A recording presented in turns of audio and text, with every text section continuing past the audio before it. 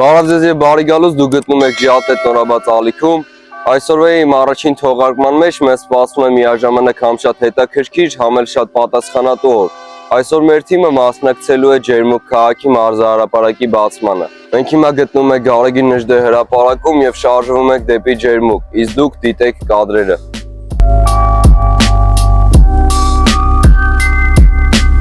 Մենք արդեն հասել ենք Ջերմուկի մարզահրապարակ, շուտով գալու ենք տաքանանք, փոխվենք ու կպնենք գործին։